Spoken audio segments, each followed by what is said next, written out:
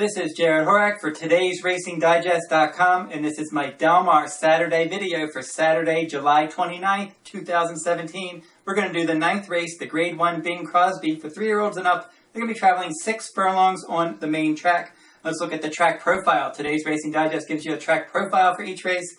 And in this race, 19 races have been run at the 6 furlong distance with 57.9% front runners, and then pressers have won 26.3%. Then there's a big drop-off between mid-pack stalkers and then late runners. So you're looking for a horse that's going to be forwardly placed, most likely, that's going to win this race.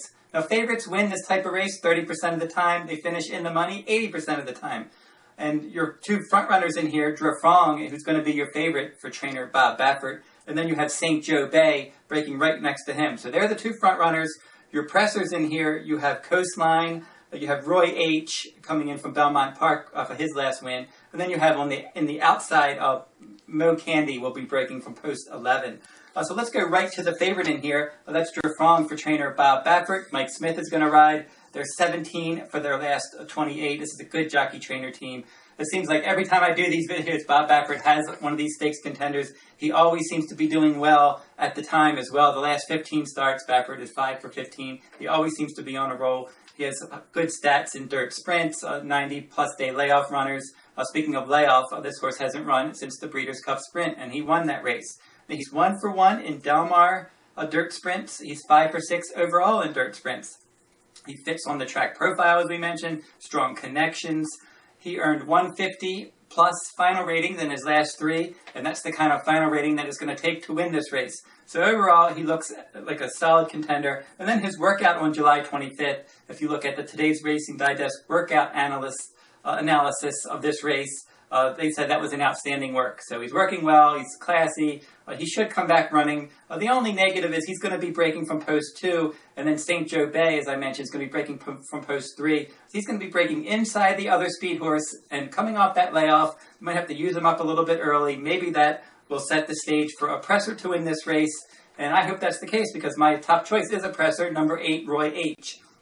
Good jockey trainer team. Peter Miller and Paco Lopez, they're 4 for 6 together, and Paco Lopez jumped aboard this one at Belmont Park last time out when they shipped him there from Southern California, and he won a nice stakes race there, and he earned strong ratings. He earned a 162 a final rating, that's tops in the field. He got a 109 fire rating, which is a performance rating, and then the CPR, the comprehensive performance rating, he got a 161. So everything looks good for him. He's in sharp form right now. He's much improved.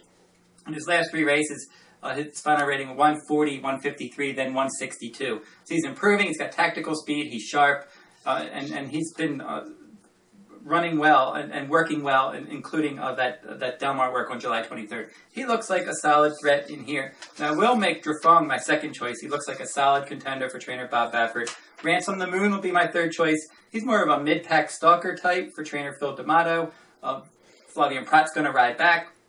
In his last couple, he got a 150 plus in the high 150s in his final ratings.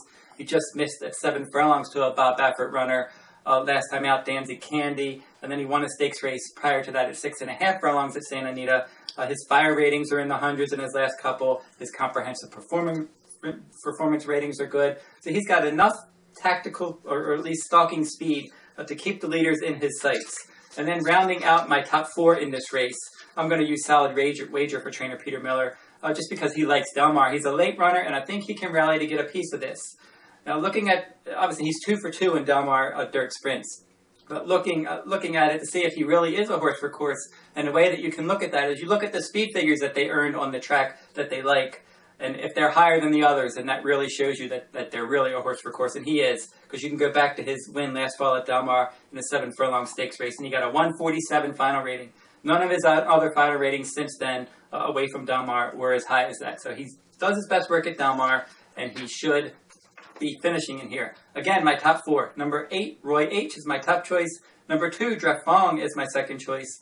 Number 4, Ransom the Moon will be my third choice. And then number 9, Solid Wager, rounds out my top 4. We're going to make a win wager on Roy H. We're going to play a Quinella, Roy H. with Drefong and Ransom the Moon. We're going to come back and play an exacta. We're going to put Roy H. and Ransom the Moon on top of Drefong. And then a trifecta.